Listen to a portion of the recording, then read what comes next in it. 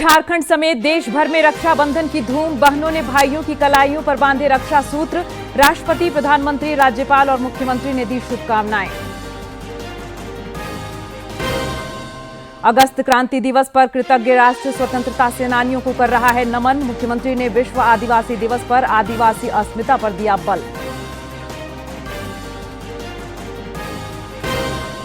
बाबूलाल मरांडी का सनसनीखेज खुलासा। विधानसभा चुनाव के समय असम के मुख्यमंत्री के खिलाफ षड्यंत्र रचने का आरोप। सीएम हेमंत सोरेन को किया सचेत। और लद्दाख एफसी को 2-0 से हराकर जमशेदपुर एफसी डूरंड कप के क्वार्टर फाइनल में सब जूनियर राष्ट्रीय पुरुष हॉकी चैंपियनशिप में झारखंड की टीम बनी उप विजेता।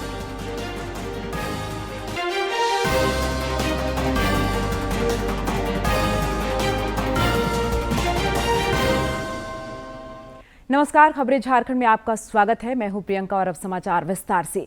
बुलेटिन में आगे बढ़ने से पहले आप सभी को दूरदर्शन परिवार की ओर से रक्षाबंधन की ढेरों शुभकामनाएं। झारखंड समेत देश भर में भाई और बहन के बीच अटूट प्रेम का प्रतीक पर्व रक्षाबंधन हर्ष और उल्लास के साथ मनाया जा रहा है। बहनें भाइयों की कलाइयों पर रक्षा सूत्र बांधकर मंगल कामना कर रही हैं। भाई बहन के अटूट प्रेम का पर्व रक्षाबंधन आज देश भर में मनाया जा रहा है। इस अवसर पर बहनें अपने भाइयों की कलाई पर रंग बिरंगी राखी बांधकर उनकी समृद्धि और स्वास्थ्य की कामना करती हैं। भाई भी बहनों को उपहार प्रदान करते हुए उनकी रक्षा और हर स्थिति में साथ देने का वचन देते हैं। राष्ट्रपति द्रौपदी मुर्मू ने देशवासियों को रक्षाबंधन की शुभकामनाएं दी हैं। उन्होंने अपने संदेश में कहा कि यह त्यौहार भाई बहन के प्रेम और विश्वास के अद्भुत बंधन को दर्शाता है। राष्ट्रपति द्रौपदी मुर्मू ने अपने सोशल मीडिया पोस्ट में लिखा कि रक्षाबंधन के पावन अवसर पर मैं भारत और विदेश में रह रहे सभी देशवासियों को हार्दिक बधाई और शुभकामनाएं देती हूं। प्रधानमंत्री नरेंद्र मोदी ने भी देशवासियों को रक्षाबंधन की अनेकानेक शुभकामनाएं दी हैं। भाई बहन के अटूट स्नेह का पर्व रक्षाबंधन आज पूरे देश में धूमधाम से मनाया जा रहा है। इस अवसर पर प्रधानमंत्री नरेंद्र मोदी ने देशवासियों को शुभकामनाएं दी है। इधर राज्यपाल संतोष कुमार गंगवार ने भी सभी को रक्षाबंधन की बधाई और शुभकामनाएं दी हैं। उन्होंने इसे भाई बहन के पवित्र रिश्ते और अटूट बंधन का अद्वितीय त्यौहार बताया। राज्यपाल ने इस अवसर पर मंगल कामना भी की। श्री गंगवार ने कहा कि यह पर्व सभी के जीवन में हर्ष और उल्लास लाए, भाई बहन के बीच स्नेह सदा बना रहे और सभी अपने कर्तव्यों का निष्ठापूर्वक पालन करें, यही उनकी कामना है।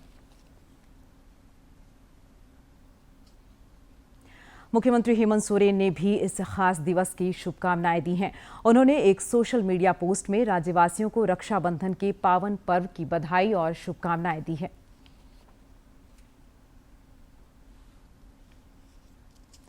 प्रदेश भाजपा अध्यक्ष और नेता प्रतिपक्ष बाबूलाल मरांडी ने भी सभी लोगों को रक्षाबंधन की बधाई दी है। उन्होंने एक सोशल मीडिया पोस्ट में तस्वीर साझा करते हुए भाई बहन के अपार स्नेह और अटूट विश्वास के पावन पर्व रक्षाबंधन की हार्दिक शुभकामनाएं दी हैं। एक तरफ जहां रक्षाबंधन पर बहनें भाई की कलाइयों को राखियों से सजा रही हैं, वहीं दुमका जिले के जरमुंडी प्रखंड के उत्क्रमित मध्य विद्यालय डुमरथर के आदिवासी बच्चों ने रक्षाबंधन के अवसर पर पेड़ पौधों को रक्षा सूत्र बांधकर उनकी हिफाजत का संकल्प लिया। देखिए रिपोर्ट। दुमका के डुमरथर उत्क्रमित मध्य विद्यालय के विद्यार्थी पर्यावरण की रक्षा को लेकर बेहद संवेदनशील हैं। त्योहारों में भी उनका प्रकृति प्रेम नजर आया। विद्यार्थियों ने पेड़ पौधों को रक्षा सूत्र बांधकर उनकी रक्षा का संकल्प लिया। राखी बांधते हैं वैसे ही हम लोग पेड़ पौधा को ही राखी बांध रहे हैं। पेड़ पौधा हम लोग का रक्षा करता है, इसीलिए हम लोग भी पेड़ का रक्षा करेंगे। धन्यवाद। इस स्कूल में पर्यावरण की रक्षा के लिए इको क्लब भी बना हुआ है, जिसके जरिए धरती को हरा भरा बनाने का अभियान भी निरंतर जारी है।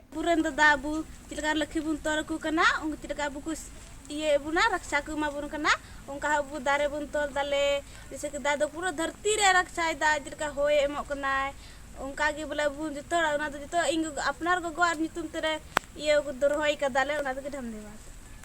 स्कूल के प्रधानाध्यापक डॉक्टर सपन कुमार ने बताया कि बच्चों ने पेड़ पौधों को रक्षा सूत्र बांधकर पर्यावरण रक्षा का संदेश दिया है। आज पेड़ पौधों की रक्षा करने के लिए राखी बांधा।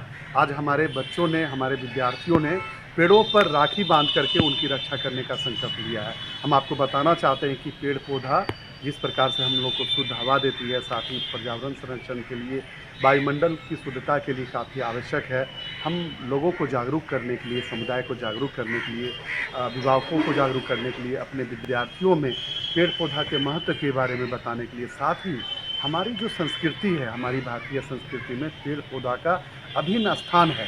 यह पेड़ पौधा हमें हर समय, हर आदिकाल से ये सिखाते आया है कि जिस पर निश्चित रूप से पर्यावरण की रक्षा सामूहिक जिम्मेदारी है। हर किसी को इन विद्यार्थियों से प्रेरणा लेनी चाहिए ताकि आने वाली पीढ़ियों को हम एक स्वच्छ और सुंदर वातावरण प्रस्तुत करें। डीडी न्यूज के लिए दुमका से आर.के. नीरद की रिपोर्ट। तो ये था आदिवासी बच्चों का अद्भुत रक्षाबंधन। मुख्यमंत्री हेमंत सोरेन का कल नेमरा में अलग रूप देखने को मिला। वे पगडंडियों पर चलते हुए खेतों में पहुंचे और किसानों से संवाद किया। इस दौरान मुख्यमंत्री ने अन्नदाताओं का हौसला भी बढ़ाया। मौके पर उन्होंने कृषकों को सरकार की योजनाओं का लाभ उठाने के लिए भी प्रेरित किया। मुख्यमंत्री ने कहा कि किसान खुशहाल होंगे तभी राज्य और देश सशक्त होगा। श्री सोरेन ने जोर देकर कहा कि राज्य सरकार कृषि विकास और किसान कल्याण को लेकर प्रतिबद्ध है। मुख्यमंत्री ने कृषि को अर्थव्यवस्था की रीढ़ बताया। साथ ही कहा कि यह हमारी पहचान, अस्मिता, संस्कृति और परंपरा की भी वाहक है।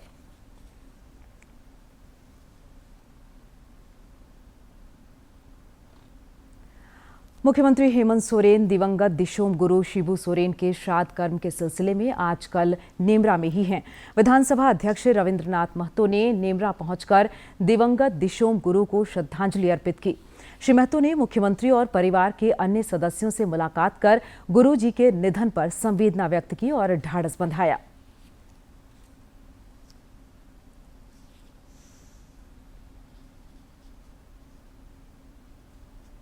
दिवंगत दिशोम गुरु का श्राद्ध कर्म कार्यक्रम 15 और 16 अगस्त को नेमरा में होगा।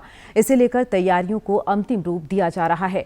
मंत्री सुदिव्य कुमार लगातार वहां कैंप कर रहे हैं। उन्होंने कल भी नेमरा जाकर अंत्येष्टि के बाद होने वाले अनुष्ठानों की तैयारियों की समीक्षा की।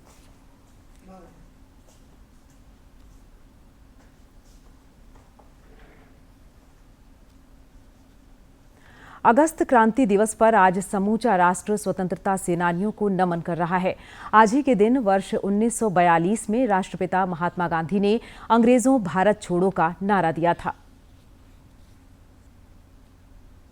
जब देश अंग्रेजों की गुलामी की बेड़ियों से आजाद होने के लिए अंतिम संघर्ष की ओर बढ़ रहा था, तारीख थी 8 अगस्त 1942 की रात। जगह था मुंबई का गोवालिया टैंक मैदान। यह वही ऐतिहासिक स्थल था जहां कांग्रेस का 1-2.5 दिन लंबा ऐतिहासिक अधिवेशन चला और उसी के बाद 8 से 9 अगस्त की मध्य रात्रि को भारत छोड़ो आंदोलन की औपचारिक शुरुआत हुई। लाखों लोग वहां इकट्ठे हुए थे, आंखों में एक ही सपना, आजादी।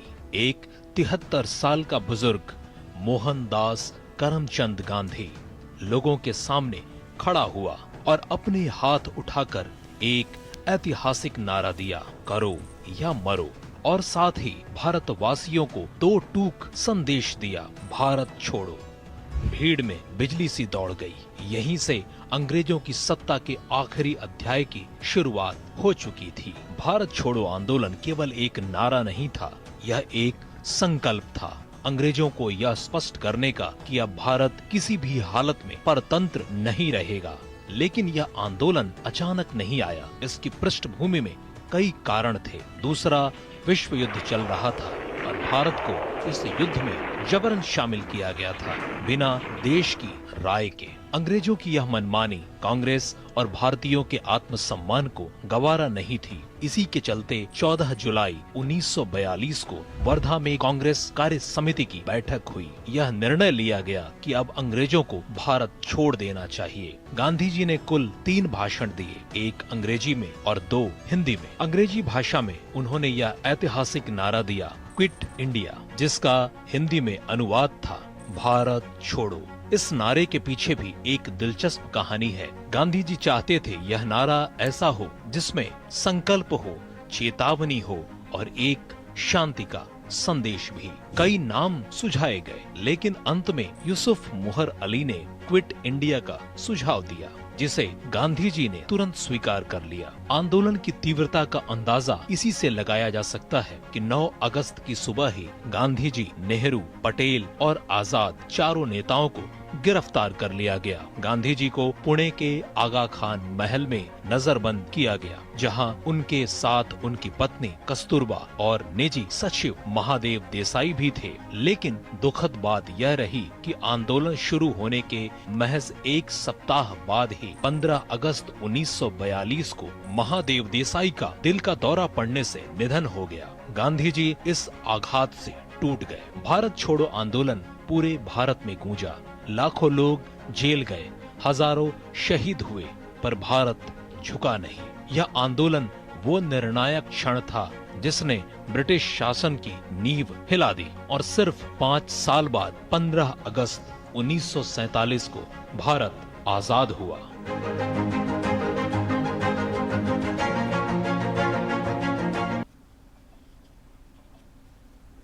और अब बात विश्व आदिवासी दिवस की।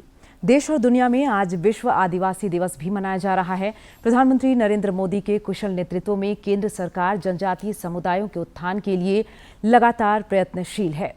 पिछले 1 दशक में जनजातीय कार्य मंत्रालय का बजट 3 गुना बढ़ा है।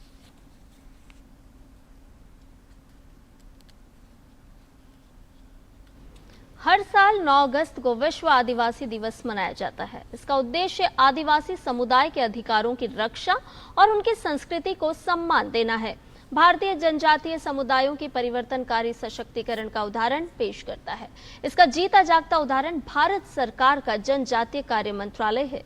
पिछले 1 दशक में मंत्रालय का बजट 4,498 करोड़ रुपए से 3 गुना बढ़कर 13,000 करोड़ रुपए हो गया है। अनुसूचित जनजातियों के लिए विकास कार्य योजना के अंतर्गत 42 मंत्रालय या विभाग हर साल अपने बजट का 4.3% से 17.45% तक जनजातीय विकास के लिए आवंटित करते हैं।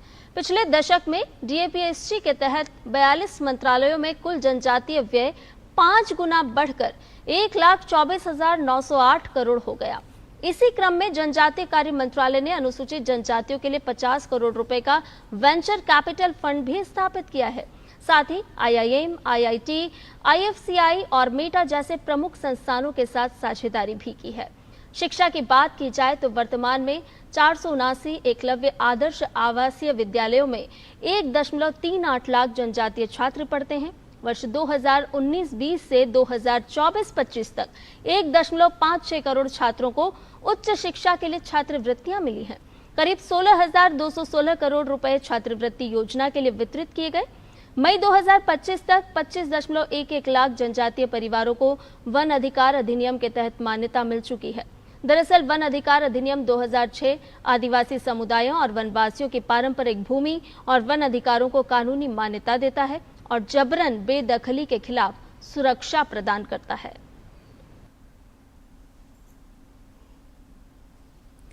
विश्व आदिवासी दिवस पर मुख्यमंत्री हेमंत सोरेन ने अपने दिवंगत पिता शिबू सोरेन को याद करते हुए कहा कि आदिवासी अस्मिता की मशाल को और ऊंचा करने के लिए वे प्रतिबद्ध हैं। उन्होंने दिशोम गुरु सहित सभी वीर पुरखों को नमन किया। मुख्यमंत्री ने कहा कि शिबू सोरेन न केवल उनके पिता थे, बल्कि समस्त आदिवासी समाज समेत झारखंड की आत्मा, संघर्ष के प्रतीक और जल जंगल जमीन के सबसे मुखर रक्षक भी थे। उन्होंने कहा कि आदिवासी समाज ने मानव जाति को प्रकृति के साथ सामंजस्य बनाकर खुशहाल जीवन जीने का मार्ग दिखाया है।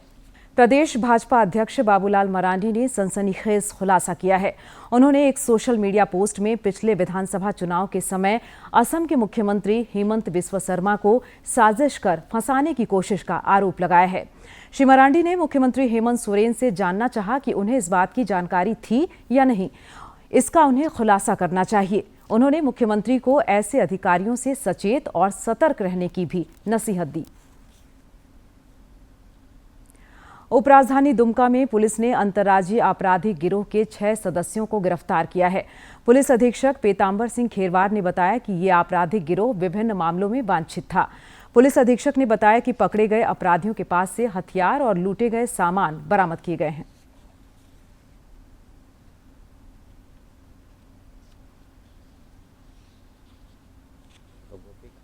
थाना क्षेत्र में क्रेशर प्लांट के आसपास ये लोग रेकी करते पाए गए और इन लोग पर संदेह हुआ तो रोक करके पूछताछ करने का प्रयास किया गया तो भागने लगे, इसी में खदेड़ के पकड़ा गया और इनके पास से मोटरसाइकिल और 4 हथियार इन लोग के पास बरामद हुआ है और जो कि बड़का मरांडी और मनोज सौरभ चौधरी ये गोड्डा के थे, 2 लोग गोड्डा के और 2 दुमका के। झारखंड उच्च न्यायालय में कल कई मामलों की सुनवाई हुई। जेपीएससी की 11वीं और 13वीं सिविल सेवा मुख्य परीक्षा में भाषा आधारित विषयों की कॉपी के मूल्यांकन में कथित गड़बड़ी को लेकर दायर याचिका पर भी सुनवाई हुई। अदालत ने राज्य सरकार और जेपीएससी से जवाब मांगा है। मामले की अगली सुनवाई 1 सितंबर को होगी। इधर पेंशन से जुड़े एक मामले की सुनवाई के दौरान अदालत ने कहा कि पेंशन पाना सेवानिवृत्त कर्मचारी का संवैधानिक अधिकार है, यह कोई बख्शीश नहीं।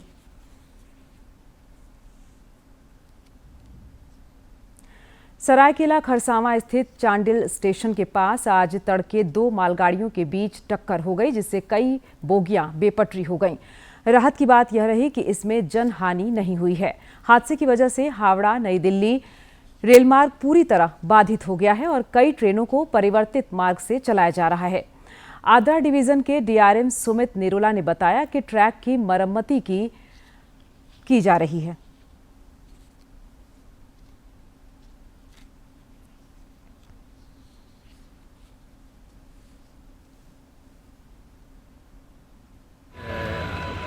बर्नपुर स्टील प्लांट के लिए जा रहा था तो वो यहाँ पे डिरेलमेंट हुआ है और इसी बीच जो है वहाँ से एक गाड़ी आ रही थी तो ये जो 1-2 वैगन है जो डिरेलमेंट होके छिटक के उसको भी उसकी वजह से वो भी डिरेलमेंट हुई। तो बेसिकली 2 गाड़ियाँ जो है इन्वॉल्व थी, लेकिन अभी जो है एक गाड़ी का तो पूरा हैंडलिंग हो गया है। अब जो है इसको हैंडल कर रहे हैं। फॉर्म से भाषाई और सांस्कृतिक विरासत को संबल मिल रहा है।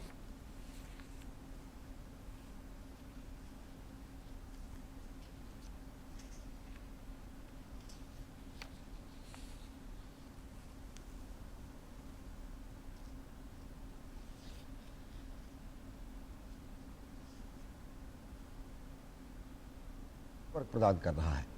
दूरदर्शन के सभी 35 सैटेलाइट चैनल और आकाशवाणी के विभिन्न क्षेत्रीय चैनल वेब्स ओटीटी प्लेटफॉर्म पर उपलब्ध हैं। इसके अतिरिक्त कई फ्री टू एयर प्रसारणकर्ता भी क्षेत्रीय सामग्री प्रदर्शित करते हैं और विभिन्न संस्कृतियों को कवर करते हैं जो वेब्स पर उपलब्ध है। वेब्स ओटीटी एक निःशुल्क प्लेटफॉर्म है जो स्मार्टफोन और इंटरनेट सक्षम उपकरणों पर उपलब्ध है और व्यापक डिजिटल पहुंच सुनिश्चित करता है। यह आकाशवाणी और दूरदर्शन के विशाल अभिलेखागार और लाइव स्ट्रीम के विश्वसनीय सूचनात्मक और सांस्कृतिक रूप से समृद्ध सामग्री प्रदान करने और अपनी अलग पहचान बनाता है। ग्रामीण और अर्धशहरी क्षेत्रों में वेब्स ओटीटी प्लेटफॉर्म को लोकप्रिय बनाने के लिए विभिन्न प्रकार के प्रचार और लोक संपर्क के प्रयास किए जा रहे हैं। इनमें आकाशवाणी और दूरदर्शन चैनलों के साथ साथ माईगॉव प्लेटफॉर्म के माध्यम से प्रचार शामिल है। इन क्षेत्रों के दर्शकों तक पहुंचने के लिए क्षेत्रीय भाषाओं में लक्षित सोशल मीडिया अभियान भी चलाया जा रहा है। प्रसार भारती ने ग्राम स्तरीय उद्यमियों के साथ मिलकर जमीनी स्तर पर सक्रियता के लिए कॉमन सर्विस सेंटर के साथ भी करार किया है। विनोबा भावे विश्वविद्यालय के विद्यार्थियों ने युवा फिल्म मेकर के साथ मिलकर शॉर्ट फिल्म सूरजमुखी बनाई है, जिसका प्रीमियर हुआ। मौके पर विश्वविद्यालय के कुलपति डॉक्टर चंद्रभूषण शर्मा भी शामिल हुए और कलाकारों को हर संभव मदद का भरोसा दिलाया।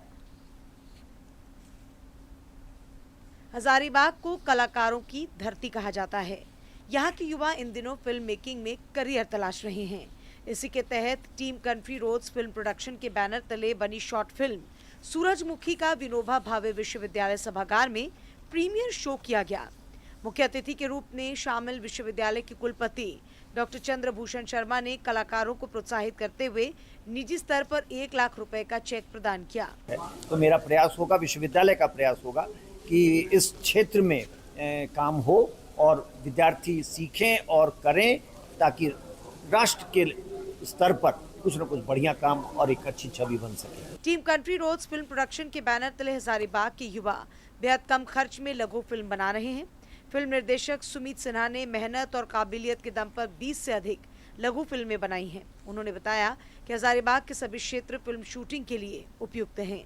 ये देखें तो हजारीबाग बहुत खूबसूरत शहर है, जिसके कारण कुछ भी हम फ्रेम लगाते हैं, कैमरा कहीं भी लगाते हैं, तो ऐसा नहीं लगता है कि यहाँ पे शायद गलत जगह कैमरा लगा दिया। हो सकता है थोड़ा 19-20 हो, लेकिन ज़्यादातर जगह सुंदर ही आता है। तो मेन पर्पस ये है मेरा हजारीबाग में शूट करने का। बाकी कमर्शियली अभी तो उतना डेवलप नहीं है, हजारीबाग फिल्म को लेकर उतना एक्सेप्ट नहीं कर रहा है लोकल्स को अभी, लेकिन इन फ्यूचर में भी करेगा। वहीं कलाकार मुकेश राम प्रजापति विश्वविद्यालय में शोध करता है। सूरजमुखी फिल्म में इन्होंने अपने अभिनय का लोहा मनवाया है। इन्होंने कहा कि हजारीबाग में प्रतिभा की कमी नहीं है, बेहतर प्लेटफॉर्म और अच्छे अवसर की तलाश है। ग्रामीण परिवेश और एक शहरी व्यक्ति जब गांव जाता है तो उसके अंदर कैसे हृदय परिवर्तन होता है, क्या बदलाव आता है, इस पर ये फिल्म पूरा केंद्रित है।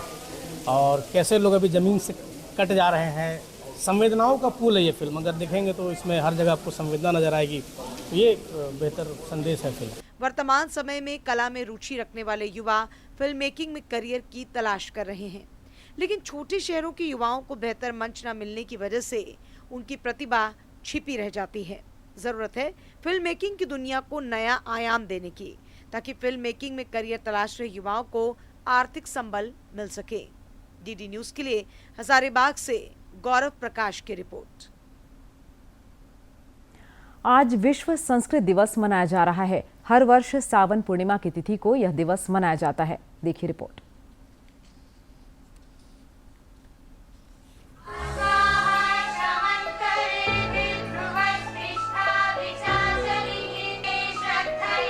अमृतम संस्कृतम मित्र सरसम सरलम वचन, अर्थात हमारी संस्कृत भाषा सरस भी है, सरल भी है।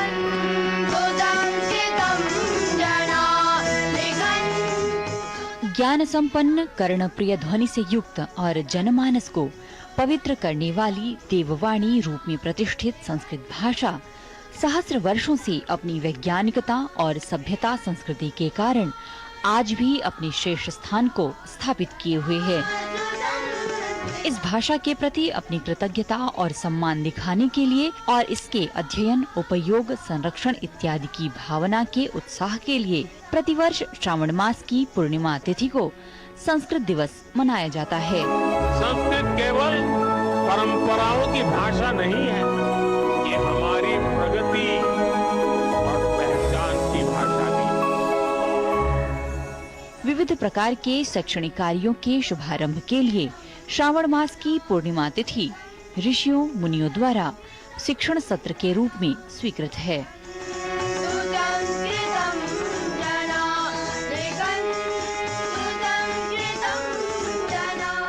कई ज्ञात भाषाओं की जननी यह संस्कृत भाषा अपनी वैभव संपन्नता के कारण आज संपूर्ण जगत में देदीप्यमान है।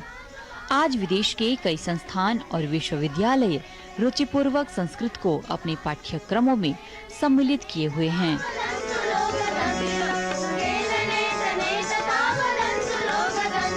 संस्कृत भाषा अपने कई नाम रूपांतरों में यथा इंडोलॉजी, प्राच्य विद्या, संस्कृत अध्ययन विभाग इत्यादि नामों से प्रसिद्ध है। इन हजारों वर्षों में कितनी ही भाषाएं आई और चली गई, लेकिन हमारी संस्कृत आज भी उतनी ही अक्षुण्ण, उतनी ही अटल है। संस्कृत की महिमा से प्रभावित काल और क्रम के अनुसार विश्व के कई स्थानों में विश्व संस्कृत सम्मेलन भी आयोजित किए जाते हैं। संस्कृत के महात्म्य को व्याख्यायित करना एक दिवस में संभव नहीं है, तथापि इसकी प्रतिष्ठा को संपूर्ण संसार के समक्ष रखने का उद्देश्य यह है कि अभी भी यह भाषा अपनी विशिष्टता के कारण भाषाविदों, शिक्षाविदों और वैज्ञानिकों द्वारा ज्ञान के लिए अनुसंधेय है। हजारों सालों से पुरातन यह भाषा आज भी अपनी चमत्कारिक भाषागत शक्तियों के कारण लोगों को आश्चर्यचकित करती आई है। भाषा के प्रति सम्मान करने और इसकी विद्वत्पूर्ण, साहित्यिक, दार्शनिक और आध्यात्मिक अभिव्यक्ति को प्रकट करने का माध्यम संस्कृत दिवस है। आज इस भाषा की व्यापकता न केवल पूजा पाठ इत्यादि तक सीमित है, बल्कि भारत के कई प्रतिष्ठित स्थानों और विदेशों में भी इसकी प्रासंगिकता सर्वसिद्ध है।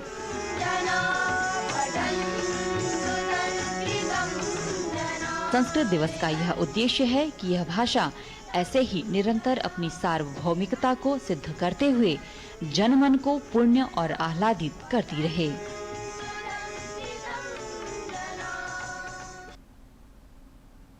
राष्ट्रीय महिला आयोग द्वारा श्रावणी मेला के दौरान देवघर स्थित शिवलोक परिसर में महिलाओं के लिए कैंप लगाया गया।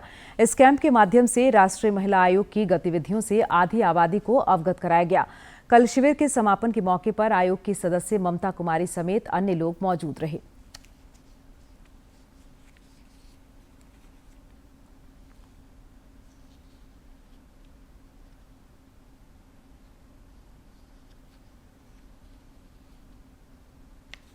तीन 300 की संख्या में महिलाएं आई थी और अब जो सारी संस्था से जुड़ी थी, एक महिला कम से कम एक हजार के लोगों से संपर्क में जुड़ी है। ऐसी महिलाओं के आगमन से हमें ये विश्वास है कि ये जन जन तक आयोग का संवाद गया है। आयोग क्या चाहती है, आयोग से कैसे लाभ मिल सकता है, आयोग से कैसे आप जुड़ सकते हैं, आयोग आपके लिए कितनी सक्षम है, इन सारी चीज़ों की जानकारी उनको दी गई है। झारखंड की टीम सब जूनियर राष्ट्रीय पुरुष हॉकी चैंपियनशिप की उप विजेता बनी है। चेन्नई में कल खिताबी मुकाबला खेला गया। झारखंड की टीम को पंजाब ने संघर्षपूर्ण मुकाबले में 4-3 से पराजित कर चैंपियन बनने का गौरव प्राप्त किया। वहीं झारखंड की टीम उप विजेता रही।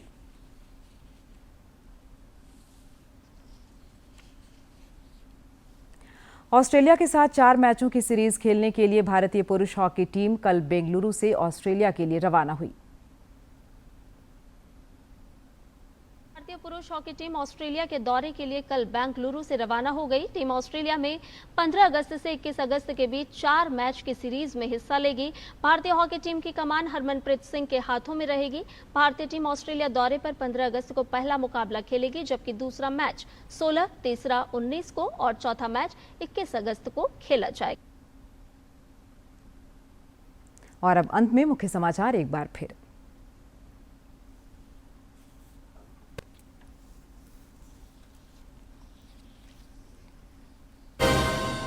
झारखंड समेत देश भर में रक्षाबंधन की धूम। बहनों ने भाइयों की कलाइयों पर बांधे रक्षा सूत्र। राष्ट्रपति, प्रधानमंत्री, राज्यपाल और मुख्यमंत्री ने दी शुभकामनाएं। अगस्त क्रांति दिवस पर कृतज्ञ राष्ट्र स्वतंत्रता सेनानियों को कर रहा है नमन। मुख्यमंत्री ने विश्व आदिवासी दिवस पर आदिवासी अस्मिता पर दिया बल। बाबूलाल मरांडी का सनसनीखेज खुलासा। विधानसभा चुनाव के समय असम के मुख्यमंत्री के खिलाफ षड्यंत्र रचने का आरोप। सीएम हेमंत सोरेन को किया सचेत। और लद्दाख एफसी को 2-0 से हराकर जमशेदपुर एफसी डूरंड कप के क्वार्टर फाइनल में। सब जूनियर राष्ट्रीय पुरुष हॉकी चैंपियनशिप में झारखंड की टीम बनी उप विजेता।